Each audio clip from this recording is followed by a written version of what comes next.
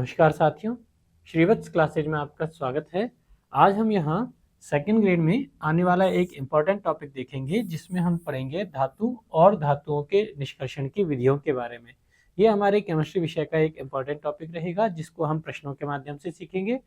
यहाँ हम देखेंगे कि भाई धातु जो हम खनिजों के रूप में धरती से खोदकर जिसे हम प्राप्त करते हैं, खदानों से जिसे हम निकालते हैं, धातुओं के उन अयस्कों से शुद्ध धातु प्राप्त करने का जो प्रोसेस होता है जिसे हम धातु कर्म कहते हैं, उसमें किस किस तरह के हमारे प्रश्न एग्जामिनेशन के हिसाब से बन सकते हैं। तो चलिए हम आज का हमारा पहला प्रश्न स्टार्ट करते हैं। प्रश्न संख्या 1 हमारा है, डोलोमाइट खनिज में पाए जाते हैं। यानी कुल मिलाकर आपसे यहाँ पूछा हुआ है कि डोलोमाइट ये एक अयस्क होता है जिसे हम खदान से खोदकर निकालते हैं, इस वजह से हम इसे क्या कहेंगे, खनिज कह देंगे। तो डोलोमाइट जो है वो किस धातु का अयस्क है?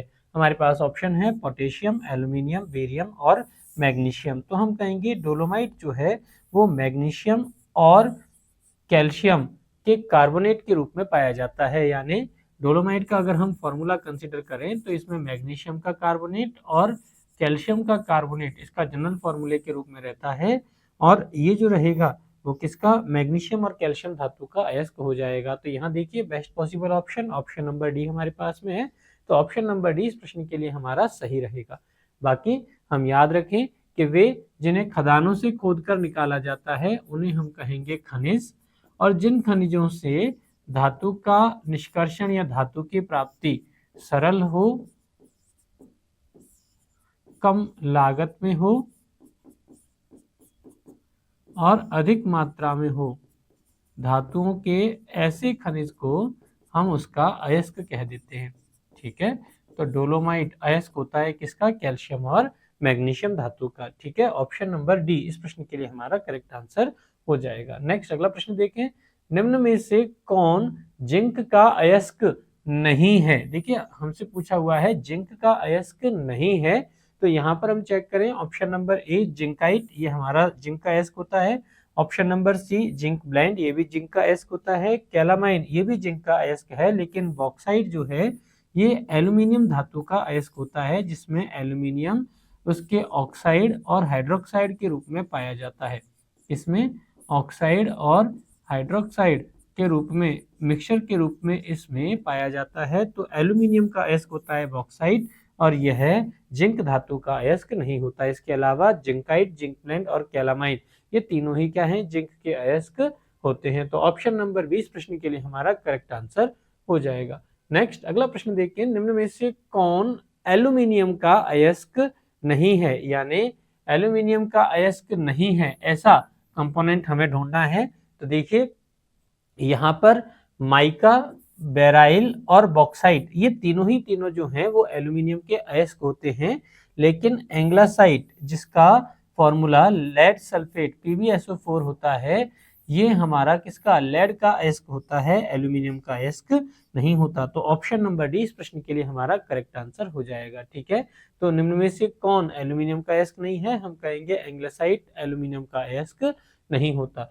नेक्स्ट अगला प्रश्न देखें, धातुओं के लिए सल्फाइड अयस्क सामान्य है। तो आपसे यहाँ पूछा हुआ है कि यहाँ पर वे कौन सी धातुएं हैं जिनका सल्फाइड अयस्क के रूप में खनिज पाया जाता है, या सल्फाइड के रूप में अयस्क जिनका पाया जाता है। तो ध्यान दें, वे धातुएं जिनमें सल्फाइड का अयस्क पाया जाता है वो हमारी हो सकती हैं सिल्वर का सल्फाइड, कॉपर का सल्फाइड और लेड का सल्फाइड। जहां लेड के सल्फाइड को अपन गैलेना कहेंगे, कॉपर का जो सल्फाइड होगा वो आपके कॉपर पायराइटिस होगा, और ये सिल्वर का सल्फाइड जो है वो अर्जेंटाइट के रूप में पाया जाता है। तो ठीक है, ऑप्शन नंबर 20 सिल्वर, कॉपर तथा लेड जो धातुएं हैं वो सल्फाइड अयस्कों के रूप में हमारी पाई जाती हैं। और सल्फाइड अयस्क जैसे ही हमारे आए, हमें ध्यान रखना है कि सल्फाइड अयस्क जो हैं उनके सांद्रण के लिए, सल्फाइड अयस्कों के सांद्रण के लिए हमें झाग प्लवन विधि काम में लेनी होती है। कौन सी? झाग प्लवन विधि काम में लेनी होती है। ठीक है, अब ये सांद्रण क्या होता है? तो किसी भी निकाले गए खनिज में से धातु या खनिज के अलावा की जो अशुद्धियां हैं उनको पृथक करने की जो टेक्निक है उसे हम क्या कहेंगे, सांद्रण कहते हैं। और सल्फाइड अयस्कों के सांद्रण के लिए हम कौन सी झाग प्लवन विधि काम में लेंगे? सेकंड, सल्फाइड अयस्क को धातु ऑक्साइड में कन्वर्ट करने के लिए, सल्फाइड अयस्क को किसमें, धातु ऑक्साइड में कन्वर्ट करने के लिए हम भर्जन की विधि को काम में लेते हैं। निस्तापन किसके लिए, कार्बोनेट या बाइकार्बोनेट अयस्कों को धातु ऑक्साइड में कन्वर्ट करने के लिए काम में लिया जाता है, और भर्जन सल्फाइड अयस्कों को धातु ऑक्साइड में कन्वर्ट करने के लिए काम में लिया जाएगा, जिसमें वायुमंडलीय ऑक्सीजन की उपस्थिति आवश्यक होती है। तीसरा, अब ये जो सल्फाइड अयस्क हमारे पास में आ गए, इन सल्फाइड अयस्कों को जो धातु ऑक्साइड हमारे पास में बने हैं, फर्दर हम इसका क्या करेंगे, प्रगलन कर देंगे, और प्रगलन जो हम कोक या किसी और कार्बन मोनोऑक्साइड या अन्य अपचायक की उपस्थिति में करेंगे, उससे हमारी क्या धातु प्राप्त हो जाती है। तो ध्यान रखना है, निम्न में से कौन सी धातुएं, हम कहेंगे सिल्वर, कॉपर और लेड, ये जो धातुएं हैं वो सामान्यतः उनके सल्फाइड अयस्कों के रूप में पाई जाती हैं। और सल्फाइड अयस्कों के लिए दो बातें हमें विशेष रूप से ध्यान रखनी है कि सल्फाइड अयस्कों का सांद्रण जो होगा वो झाग प्लवन विधि से किया जाएगा, और सल्फाइड अयस्कों को धातु ऑक्साइड में कन्वर्जन के लिए हम भर्जन प्रोसेस को काम में लेंगे, रोस्टिंग प्रोसेस काम में लेंगे, जहां पर रोस्टिंग में वायुमंडलीय ऑक्सीजन की उपस्थिति में दिए गए धातु ऑक्साइड को उसके गलनांक ताप से कम ताप पर गर्म किया जाता है। तो नेक्स्ट अगला प्रश्न देखें हम, एपेटाइट निम्न में से किसका अयस्क है। तो ध्यान रहे, एपेटाइट जैसे ही हमें याद आएगा हम कहेंगे एपेटाइट यानी एक ऐसा पदार्थ जो दांतों की मजबूती को बढ़ाने के काम आता है, दांतों की मजबूती को बढ़ाने के काम आएगा। और दांतों की मजबूती से हमें क्या याद रखना है कि भाई कैल्शियम और फ्लोरीन वो एलिमेंट हैं जो दांतों की स्ट्रेंथ को बढ़ाने का काम करेंगे। ठीक है, तो अब एपेटाइट जो होता है वो फ्लोरीन का बना हुआ सॉल्ट या लवण हमारा होता है। तो क्या कहेंगे, एपेटाइट में कौन, फ्लोरीन मुख्यतः एलिमेंट पाया जाता है। तो एपेटाइट किसका, फ्लोरीन का हमारा अयस्क हो जाएगा। Option number B, option number C इस प्रश्न के लिए हमारा करेक्ट आंसर हो जाएगा। नेक्स्ट अगला प्रश्न हम चेक करें, मैलाकाइट किसका अयस्क है। तो देखिए मैलाकाइट जो है आप याद रख सकते हैं, ये कॉपर का अयस्क होता है, जिसमें कॉपर अपने हाइड्रोक्साइड और कार्बोनेट के रूप में पाया जाता है। तो कॉपर हाइड्रोक्साइड और कॉपर कार्बोनेट के रूप में पाया जाएगा, और मैलाकाइट किसका, कॉपर का अयस्क हो जाएगा, जिससे हम शुद्ध कॉपर धातु को प्राप्त कर सकते हैं। ठीक है, तो ऑप्शन नंबर बी यहाँ इस प्रश्न के लिए हमारा करेक्ट आंसर हो जाएगा। नेक्स्ट अगला प्रश्न देखें, निम्न में से आयरन का अयस्क कौन सा है। तो देखिए अब आपको आयरन का अयस्क पूछा हुआ है, हम कहेंगे सिडेराइट, हेमेटाइट और मैग्नेटाइट, ये तीनों ही तीनों जो हैं वो हमारे आयरन के अयस्क होते हैं, जिसमें आयरन ऑक्साइड के रूप में जैसे Fe2O3 या Fe2O3 और FeO का मिक्सचर यानी Fe3O4 के रूप में। तो Fe2O3 या FeO प्लस Fe2O3 यानी कि Fe3O4 के रूप में और Fe का कार्बोनेट के रूप में हमारे यौगिक पाए जाते हैं। तो आयरन के ऑक्साइड और आयरन के कार्बोनेट के रूप में आयरन के अयस्क पाए जाते हैं, जिन्हें हम क्रमशः सिडेराइट, हेमेटाइट और मैग्नेटाइट कह देते हैं। यानी तीनों ही तीनों जो हैं हमारे आयरन धातु के अयस्क हो जाते हैं। तो ऑप्शन नंबर डी यहाँ हमारे इस प्रश्न के लिए करेक्ट आंसर आ जाएगा। नेक्स्ट अगला प्रश्न देखिए, निम्न में से सिनेबार का फॉर्मूला कौन सा है। तो देखिए सिनेबार जो है वो मरक्यूरी के सल्फाइड का फॉर्मूला हो जाता है। मरक्यूरी का जो अयस्क है, जो सल्फाइड अयस्क है, उसे हम क्या कह देते हैं, सिनबार कह देते हैं। बाकी पीबीएस ये हमारा गैलेना कहलाता है। ठीक है, पीबीएस को अपन क्या कहेंगे, गैलेना कहेंगे। और सिनेबार क्या है, मरक्यूरी का अयस्क है, जो मरक्यूरी इसमें किसके रूप में, सल्फाइड अयस्क के रूप में पाई जाती है। तो ऑप्शन नंबर ए यहाँ हमारे इस प्रश्न के लिए करेक्ट आंसर हो जाएगा। ये जितने भी प्रश्न हैं हमारे, इसमें हम लोगों ने क्या, किसी पर्टिकुलर धातु के अयस्क के बारे में हमने उसका फॉर्मूला और उसका मुख्य अयस्क जाना है, जो हमारे एक क्वेश्चन यहाँ से अपने पूछा जा सकता है। नेक्स्ट अगला प्रश्न हमारा है, वह विधि जिसमें धातु के अयस्क को वायु की नियमित आपूर्ति के साथ, देखिए ध्यान दें, वायु की नियमित आपूर्ति यानी वायुमंडलीय ऑक्सीजन की पर्याप्त मात्रा में हम किसी दी गई धातु को उसके मेल्टिंग पॉइंट यानी गलनांक से निम्न ताप पर गर्म कर रहे हैं। तो हमने क्या किया कि भाई धातु का जो अयस्क था, उस अयस्क को हमने वायुमंडलीय ऑक्सीजन की उपस्थिति में गलनांक से निम्न ताप पर, उसका जो मेल्टिंग पॉइंट है उससे कम ताप पर अगर हम इसे गर्म करते हैं, तो गर्म करने का ये प्रोसेस क्या कहलाएगा, इस प्रोसेस को हम बोलते हैं भर्जन। और इस प्रोसेस में क्या होगा कि धातुओं का जो सल्फाइड अयस्क है, धातुओं के जो सल्फाइड अयस्क हैं, ये सल्फाइड अयस्क वायुमंडलीय ऑक्सीजन के साथ में क्रिया करके धातु ऑक्साइड में कन्वर्ट हो जाते हैं। किसमें? धातु ऑक्साइड में कन्वर्ट हो जाते हैं और साथ में सल्फर के ऑक्साइड यानी सल्फर डाइऑक्साइड यहाँ पर हमारा निकल जाता है। तो वायुमंडलीय ऑक्सीजन की उपस्थिति में किसी धातु के सल्फाइड अयस्क को उसके गलनांक से कम ताप पर गर्म करने का ये प्रोसेस क्या कहलाएगा? भर्जन कहलाता है। निस्तापन के लिए हमें क्या करना होगा? यहाँ पर हम धातु का कार्बोनेट या धातु का बाइकार्बोनेट अयस्क काम में लेते हैं, जिसे हम उसके गलनांक से निम्न ताप पर गर्म करते हैं। लेकिन यहाँ ध्यान देने वाली बात, वायुमंडलीय ऑक्सीजन की उपस्थिति नहीं होती। यानी अगर वायुमंडलीय ऑक्सीजन अनुपस्थित है तो ये प्रोसेस हमारा क्या कहलाएगा? निस्तापन या कैल्सिनेशन कहलाता है। और इस प्रोसेस में भी धातु के कार्बोनेट और बाइकार्बोनेट जो हैं वो धातु ऑक्साइड में कन्वर्ट हो जाते हैं। साथ में क्या होगा? कार्बन डाइऑक्साइड गैस यहाँ से मुक्त हो जाएगी। तो जब वायुमंडलीय ऑक्सीजन की अनुपस्थिति में गर्म करना है गलनांक से निम्न ताप पर, तो ये प्रोसेस हमारा कहलाएगा निस्तापन। और वायुमंडलीय ऑक्सीजन की उपस्थिति में गर्म करना है तो प्रोसेस कहलाएगा भर्जन। दोनों में ही गलनांक से निम्न ताप पर गर्म किया जाता है। साथ में ध्यान दें, सल्फाइड अयस्क का भर्जन होता है, जबकि कार्बोनेट या बाइकार्बोनेट अयस्क का हमें क्या करना होगा? निस्तापन करना होगा। तो वायु की नियमित आपूर्ति हमें दे रखा है, गलनांक से निम्न ताप दे रखा है। That means option number A version इस प्रोसेस के लिए हमारा करेक्ट आंसर हो जाएगा। नेक्स्ट अगला प्रश्न देखें, निम्न में से कौन सा ऑक्साइड बात्य भट्टी में अपचयित होता है? यहाँ देखिए भट्टी का नाम इंपॉर्टेंट है जो आपको याद रखना होगा। बात्य भट्टी या ब्लास्ट फर्नेस में हम किस धातु के ऑक्साइड को अपचयित करने जा रहे हैं? तो देखिए धातु का जो ऑक्साइड है, हमने कहा जो प्रगलन या स्मेल्टिंग प्रोसेस जो होता है आपका, उस प्रगलन या स्मेल्टिंग प्रोसेस में हम धातु के ऑक्साइड में कोई अपचायक जैसे कोक या कार्बन मोनोऑक्साइड मिला करके इसे एक फर्नेस या एक भट्टी में गर्म करते हैं, जिससे धातु का जो ऑक्साइड है वो धातु में चेंज हो जाएगा और साथ में कार्बन मोनोऑक्साइड या कार्बन डाइऑक्साइड गैस मुक्त हो जाती है। तो धातु ऑक्साइड को धातु में अपचयित करने का ये जो प्रोसेस है, इस प्रोसेस को अपन बोलते हैं प्रगलन या स्मेल्टिंग। और किस में किया जाता है? बात्य भट्टी में या ब्लास्ट फर्नेस में ही किया जाएगा।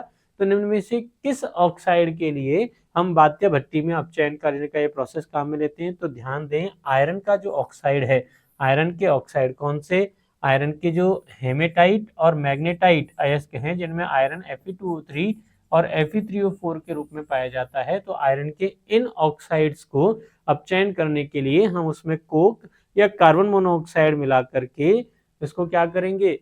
किसी उपयुक्त गालक के साथ भर देंगे और भरने के बाद में जब उच्च ताप पर बात्य भट्टी में इसको गर्म किया जाएगा तो यहाँ से हमें आयरन प्राप्त हो जाती है। ठीक है, तो आयरन के ऑक्साइड को आयरन में अपचयन करने के लिए हम जिस प्रोसेस को काम में लेते हैं, दैट प्रोसेस को हम क्या बोलेंगे? ब्लास्ट फर्नेस या प्रगलन, हम उस प्रोसेस को कह देंगे। ठीक है, नेक्स्ट अगला प्रश्न देखें, कॉपर पाइराइट के निष्कर्षण के दौरान प्राप्त धातुमल मुख्यतः बना होता है। अब ये देखिए कॉपर पाइराइट यानी क्या होगा आपका फॉर्मूला?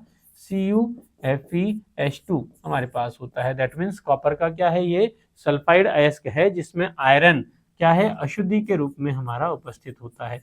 अब ये जो आयरन अशुद्धि के रूप में हमारे पास में है, हम क्या करेंगे? सल्फाइड अयस्क का पहले सांद्रण करेंगे। सांद्रण के लिए कौन सी विधि?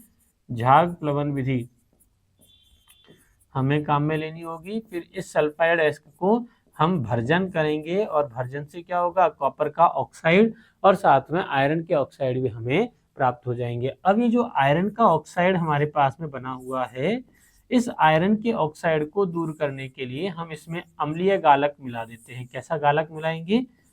एसिडिक रिफ्लक्स या अम्लीय गालक मिलाएंगे और अम्लीय गालक के साथ में रिएक्शन करके ये आयरन का ऑक्साइड जो है वो FeSiO3 यानी आयरन के सिलिकेट में कन्वर्ट हो जाता है। अब ये आयरन के सिलिकेट में कन्वर्ट हुआ और जब ये आयरन के सिलिकेट में कन्वर्ट होगा तो यहाँ पर यह धातुमल के रूप में इससे पृथक हो जाएगा। क्या हो गया? धातुमल के रूप में आयरन का सिलिकेट यहाँ पृथक हो जाता है। तो आयरन के ऑक्साइड में सिलिका मिलाकर अम्लीय सिलिका, अम्लीय गालक मिला करके आयरन सिलिकेट के रूप में हमने पृथक किया, धातुमल के रूप में हमने इसको सेपरेट कर लिया। ठीक है, तो यहाँ पर FeSiO3 के रूप में यह पृथक हो जाता है, जिसको हम क्या कहेंगे, धातुमल कह देते हैं। ठीक है, धातुमल के रूप में किसकी अशुद्धि को हमने दूर किया, आयरन के ऑक्साइड की अशुद्धि को दूर किया। दूर करने के लिए हमने जो सब्सटेंस मिलाया उस सब्सटेंस को हम क्या कहेंगे, गालक कहेंगे, गालक। अब ये गालक कैसी नेचर का होगा कि अगर हमारी अशुद्धि अल्कलाइन नेचर की है, क्षारीय प्रकृति की है, तो उसे दूर करने के लिए हम अम्लीय गालक मिलाएंगे।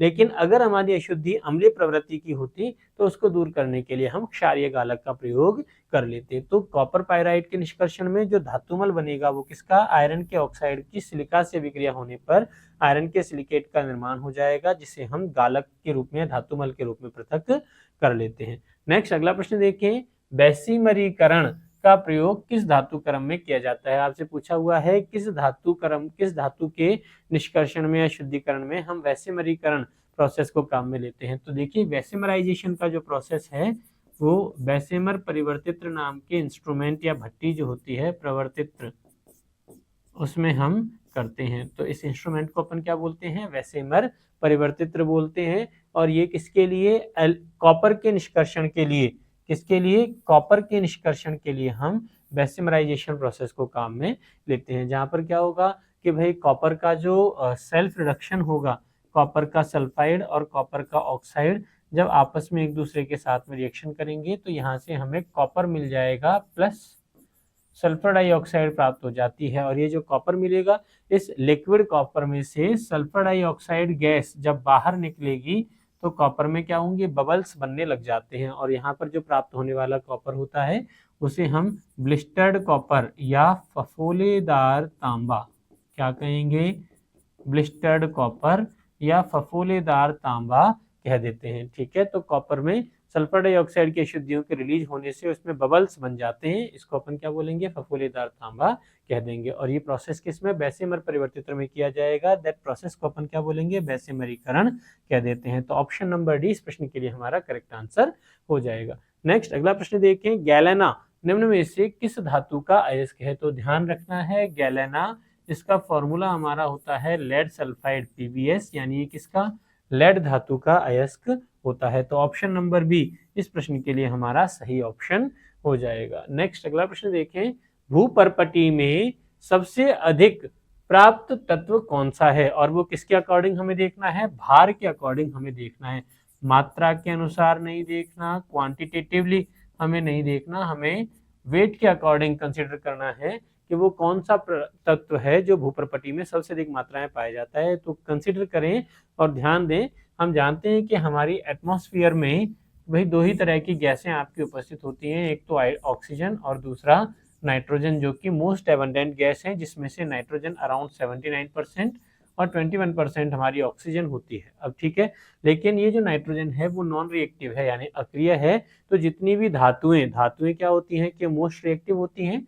अब ये जो मोस्ट रिएक्टिव धातुएं हैं, ये रिएक्टिव धातुएं क्या करेंगी, क्योंकि अधिकतम क्रियाशील हैं, ऑक्सीजन भी क्रियाशील है, तो ऑक्सीजन के साथ में क्रिया करके ये धातुएं जो हैं, उस धातुएं अपना ऑक्साइड या कार्बोनेट या सल्फाइड या कुछ और कंपोनेंट बना लेते हैं, जो भारी होकर के कहाँ, अर्थ क्रस्ट में, धरती की सतह पर या भूपर्पटी में पाई जाती है। तो यहाँ ये जो अर्थ क्रस्ट में, धरती की सतह पर या भूपर्पटी पर धातु ऑक्साइड के रूप में ऑक्सीजन एलिमेंट प्रेजेंट हो जाता है। इसी वजह से मैक्सिमम एबंडेंट एलिमेंट जो धरती की सतह पर पाया जाता है वो क्या हो जाएगा, आपका ऑक्सीजन हो जाएगा। देखिए, तत्व पूछा हुआ है तो हमने आंसर देना है ऑक्सीजन, लेकिन अगर मुझसे धातु पूछता तो हम जानते हैं ऑक्सीजन अधातु होती है, नॉन मेटल है, गैस है। तो यहाँ पर हमारा अधिकतम मात्रा में पाई जाने वाली धातु अगर कंसिडर करते हैं तो हम एल्यूमिनियम अपना आंसर लगा देते, लेकिन तत्व पूछा हुआ है इसलिए ऑप्शन नंबर ए ऑक्सीजन हमारा करेक्ट आंसर हो जाएगा। नेक्स्ट अगला प्रश्न देखें, धातु के ऑक्साइड को कार्बन या कार्बन मोनोऑक्साइड के द्वारा धातु में अवकृत करने की क्रिया कहलाती है। दैट अवकृत का मतलब हम कहेंगे अपचयन करने की अभिक्रिया। अवकृत करने का मतलब क्या हो जाएगा, अपचयन करने की अभिक्रिया हो जाएगी। यानी हमने धातु का ऑक्साइड लिया और हम इसे कोक या कार्बन मोनोऑक्साइड गैस के साथ में अगर उच्च ताप पर गर्म करते हैं तो यहाँ पर हमें शुद्ध धातु और कार्बन मोनोऑक्साइड या धातु और कार्बन डाइऑक्साइड प्राप्त हो जाते हैं। तो हमसे पूछा हुआ है कि ये प्रोसेस क्या कहलाता है, तो इस प्रोसेस को हम प्रागलन या स्मेल्टिंग कह देते हैं। क्या कहेंगे?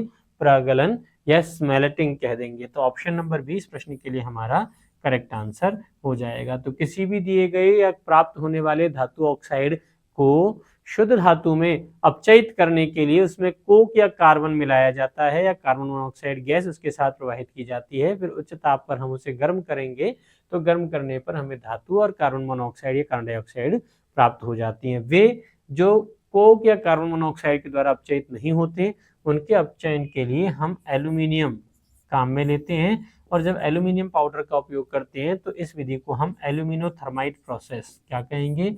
एल्यूमिनोथर्माइट प्रोसेस या एल्यूमिनोतापी विधि कह देते हैं। और ये प्रोसेस भी किसमें? प्रागलन का ही जैसा एक प्रोसेस होता है जिसमें भी धातु ऑक्साइड को हम धातु में अपचयित कर लेते हैं। तो प्रागलन मोस्ट कॉमन टर्म है जिसमें हम धातु ऑक्साइड को धातु में कन्वर्ट करने के लिए काम में ले लेंगे। ऑप्शन नंबर बी यहाँ हमारे इस प्रश्न के लिए करेक्ट आंसर हो जाएगा। नेक्स्ट अगला प्रश्न देखें, निम्न में से किस धातु के निष्कर्षण के लिए साइनाइड विधि का उपयोग होता है?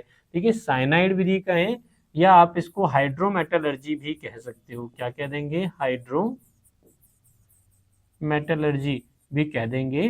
तो इसमें क्या होगा कि जो हमारी कम क्रियाशील धातुएं हैं जैसे गोल्ड और सिल्वर, सबसे पहले हम क्या करते हैं कि इन्हें साइनाइड सॉल्ट के रूप में प्राप्त कर लेते हैं। इनको हम क्या करेंगे? साइनाइड सॉल्ट के रूप में प्राप्त कर लेंगे। जैसे सिल्वर के लिए अगर हम कहें तो हमने इसका डाइसाइनोस अर्जेंटेट 1 लवण बना लिया। और सेकंड प्रोसेस में ये जो हमारा डाइसाइनो अर्जेंटेट लवण बना हुआ है इसकी अभिक्रिया हम किसी संक्रमण धातु जैसे जिंक के साथ में करवाएंगे तो अधिक क्रियाशील धातु जिंक क्या करेगा? इस अर्जेंटम को यहाँ से डिस्प्लेस कर देगा और यहाँ आपका बन जाएगा टेट्रासाइनोजिंकेट सेकेंड आयन प्लस सिल्वर धातु हमारी यहाँ पर सेपरेट हो जाती है। तो हमने क्या किया? सिल्वर धातु को यहाँ से प्राप्त कर लिया। ये जो प्रोसेस है इस प्रोसेस को अपन साइनाइड विधि कहते हैं जिसके द्वारा हम किसी गोल्ड या सिल्वर जैसी धातुओं का शुद्धिकरण कर सकते हैं। साथ में इस विधि को अपन हाइड्रोमेटलर्जी या जल धातुकर्म भी कह देते हैं। क्या कहेंगे? हाइड्रोमेटलर्जी या जल धातुकर्म भी कह देंगे। इसमें हमने क्या किया? धातु को साइनाइड के साथ में रिएक्शन करवा के उसका लवण बनाया, प्लस ये जो लवण बना हुआ है उसकी अभिक्रिया किसी संक्रमण धातु से करवा करके हमने इसको डिस्प्लेस कर दिया, विस्थापित कर दिया और विस्थापन से हमें शुद्ध धातु सिल्वर या गोल्ड प्राप्त हो जाती है। तो इस प्रोसेस को हम बोलेंगे साइनाइड प्रोसेस या हम क्या कह सकते हैं? हाइड्रोमेटलर्जी या जल धातुकर्म भी कह सकते हैं। तो ऑप्शन नंबर बी यहाँ हमारे इस प्रश्न के लिए करेक्ट आंसर हो जाएगा। नेक्स्ट अगला प्रश्न देखें, निम्न में से कौन सी धातु भूपर्पटी में अधिकतम मात्रा में पाई जाती है? तो देखिए धातु अब की बार हमसे पूछा हुआ है, लास्ट बार हमसे क्या पूछा था? ध्यान देंगे, एलिमेंट या तत्व पूछा था। तो तत्व के लिए तो हमने जवाब दिया था ऑक्सीजन, और अब यहाँ हमसे धातु पूछा हुआ है तो इस धातु के लिए हम जवाब देंगे एल्यूमिनियम। वह धातु है जो भूपर्पटी पर अधिकतम मात्रा में पाई जाती है। ऑप्शन नंबर ए इस प्रश्न के लिए हमारा करेक्ट आंसर हो जाएगा। नेक्स्ट अगला प्रश्न देखें, लोहे का मुख्य ऑक्साइड अयस्क कौन सा है? तो देखिए अब आपसे पूछा हुआ है कि लोहे का मुख्य ऑक्साइड अयस्क कौन सा है। तो ध्यान दें, सबसे पहले तो बॉक्साइट, ये एल्यूमिनियम का अयस्क होता है और हमसे किसका पूछा हुआ है? आयरन का पूछा हुआ है, इसलिए बॉक्साइट आंसर नहीं होगा। पायराइट जो होते हैं जनरली किसी भी धातु के सल्फाइड अयस्क को हम उसका पायराइट कह देते हैं, तो ये सल्फाइड अयस्क है, उसका ऑक्साइड अयस्क नहीं है। सिडेराइट जो है ये कार्बोनेट अयस्क होता है, वहीं हेमेटाइट जो है ये उसका ऑक्साइड अयस्क है जिसमें ऑक्सीजन -2 ऑक्सीकरण अवस्था में प्रेजेंट हो जाती है। तो हम कहेंगे आयरन का ऑक्साइड अयस्क कौन सा हो जाएगा? उसका हेमेटाइट हो जाता है। ऑप्शन नंबर सी यहाँ हमारे इस प्रश्न के लिए करेक्ट आंसर आ जाएगा। नेक्स्ट अगला प्रश्न देखिए, पायरोलुसाइट निम्नलिखित में से किसका अयस्क है? तो देखिए पायरोलुसाइट हमसे पूछा हुआ है, एक स्पेसिफिक नेम हमसे पूछा हुआ है दैट पायरोलुसाइट जो है वो किस धातु का अयस्क है? जिंक का, लोहे का, मैंगनीज का या मैग्नीशियम का? तो हम कहेंगे मैंगनीज का जो अयस्क होता है जिसमें मैंगनीज अपने ऑक्साइड के रूप में प्रेजेंट हो जाएगा उसे अपन कहते हैं पायरोलुसाइट। तो पायरोलुसाइट किसका? मैंगनीज धातु का अयस्क होता है, Mn मैंगनीज धातु का अयस्क होता है। कंफ्यूज नहीं होना है, मैग्नीशियम Mg को हम कहते हैं, इसका अयस्क नहीं है, ये किसका Mn मैंगनीज धातु का अयस्क है, जो एटॉमिक नंबर 25 वाला तत्व है, 3D सीरीज से बिलोंग करता है, ट्रांजिशन मेटल एलिमेंट या संक्रमण धातुओं में ये आ जाता है। तो ये कैसा है, संक्रमण धातु तत्व होता है। क्या, मैंगनीज का अयस्क होता है। कौन, पायरोलुसाइट। नेक्स्ट देखें, सल्फाइड अयस्कों का सांद्रण प्राय निम्न में से किसके द्वारा होता है। आपसे पूछा हुआ है निम्न में से वो कौन सी विधि है जिसमें अपन सल्फाइड अयस्कों का सांद्रण कर सकते हैं। तो देखिए, सल्फाइड अयस्कों का सांद्रण करने के लिए मैंने आपको बताया स्पेसिफिक मेथड हम लोग काम में लेंगे, जिसको हम कहते हैं फ्रोथ फ्लोटेशन प्रोसेस या झाग प्लवन विधि, या फिर हम कहेंगे फेन उत्प्लावन विधि। इस विधि में हम करते क्या हैं, हम याद रखें, हमारे पास में एक बड़ा सा कंटेनर होगा। क्या होगा, यहाँ पर एक बड़ा सा कंटेनर होगा। इस बड़े से कंटेनर में हम यहाँ पर अपना अयस्क ले लेंगे। जैसे हमारे यहाँ पर क्या है, सल्फाइड अयस्क हमारे पास में है, मान लीजिए ये सल्फाइड ओर हमने यहाँ पर रख लिया। अब हम इसमें पानी का लगातार प्रवाह करवाते रहेंगे। तो यहाँ से हमने इसमें पानी का प्रवाह करवा दिया। अब हम इसमें दो तरह के सब्सटेंस मिलाएंगे। नंबर एक, सबसे पहला सब्सटेंस होगा जो इसमें हम मिलाते हैं, वो हमारा होगा झाग कारक, यानी एक ऐसा पदार्थ जो इस पानी में आसानी से झाग बना दे। जैसे हमारे साबुन जो होते हैं, ऑयल जो होते हैं, वो ऑयल क्या करेंगे, पानी के साथ मिलकर के झाग बनाने का काम करेंगे, तो वो झाग कारक हो जाएगा। प्लस दूसरा तरह का सब्सटेंस जो हमारा मिलाया जाता है वो आपका हो जाएगा प्लवन कारक। प्लवन कारक यानी कि वो पदार्थ जो सल्फाइड अयस्कों के ऊपर जमा हो जाएंगे और उनको बाउंसी या उनको फ्लोट करने की, उनको तैरने की नेचर प्रोवाइड करवाने का काम करेंगे। साथ में हम यहाँ पर एक विलोडक या एक रोटर या एक पंखा लगा देते हैं। ठीक है, तो जैसे ही झाग कारक मिला करके हम पंखे को ऑन करेंगे, क्या होगा, इस पानी में झाग बनने लगेंगे और झाग के साथ में क्या, ये प्लवन करने वाली जो चीजें हैं, बाउंसी करने वाली जो चीजें हैं, जो सल्फाइड ओर है, वो बह करके ऊपर की तरफ यहाँ इसकी सतह पर इकट्ठा होना शुरू हो जाएगा। अब जो सल्फाइड ओर है ये यहाँ इस कंटेनर के ऊपर जमा हो गया और ये जो अशुद्धियां हैं वो नीचे की तरफ जमा हो गई। जो लगातार अगर हम यहाँ पर पानी प्रवाहित करते रहेंगे तो इस वाटर के साथ में अशुद्धियां बहकर यहाँ से निकलती चली जाएंगी और हमें शुद्ध सल्फाइड अयस्क ऊपरी सतह पर यहाँ इकट्ठा हो जाता है। तो इस विधि के द्वारा हम क्या करेंगे, धातु के अयस्कों का सांद्रण करते हैं और इस विधि को अपन क्या कहेंगे, फेन फ्लोटिंग प्रोसेस या झाग उत्प्लावन विधि कह देते हैं। ठीक है, और ये किसके लिए, केवल स्पेसिफिक सल्फाइड अयस्कों के सांद्रण के लिए काम में ली जाती है। अयस्कों के सांद्रण की दूसरी विधि जो होती है वो हमारी चुंबकीय पृथक्करण विधि होती है, मैग्नेटिक सेपरेशन प्रोसेस है। और इस चुंबकीय पृथक्करण विधि के लिए हम याद रखें कि यह उन धातुओं के लिए काम में ली जाती है जिनमें या तो धातु की अशुद्धि में से कोई एक चुंबकीय गुण रखता है, दोनों नहीं, दोनों में से कोई एक चुंबकीय गुण अगर कैरी करता है तो उसके शुद्धिकरण के लिए हम चुंबकीय पृथक्करण विधि काम में लेते हैं।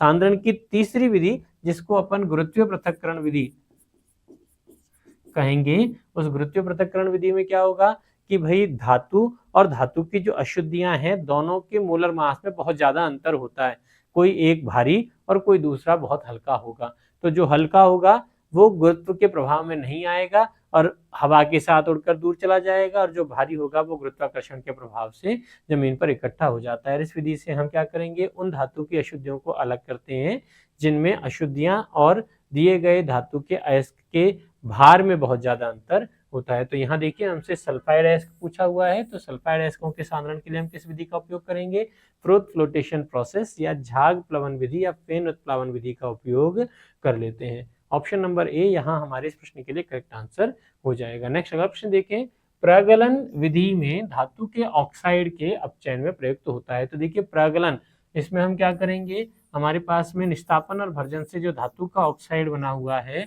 उस धातु के ऑक्साइड को हम या तो कोक या तो कार्बन मोनोऑक्साइड गैस के साथ में फर्नेस या भट्टी में गर्म करेंगे, और जब हम इसको गर्म करेंगे तो यहाँ पर हमें धातु और कोक से कार्बन मोनोऑक्साइड या कार्बन डाइऑक्साइड प्राप्त हो जाता है। तो हमने क्या किया, धातु ऑक्साइड को कोक की सहायता से धातु में अपचयित कर दिया।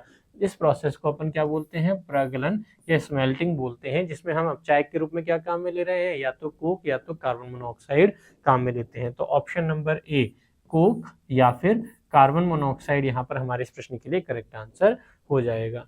तो ये हमारे कुछ प्रश्न थे जिसमें हमने धातु और धातु के निष्कर्षण का जो प्रोसेस था उससे रिलेटेड कुछ सवालों को सॉल्व किया। नेक्स्ट लेक्चर में हम नए प्रश्नों के साथ फिर से मिलेंगे। धन्यवाद।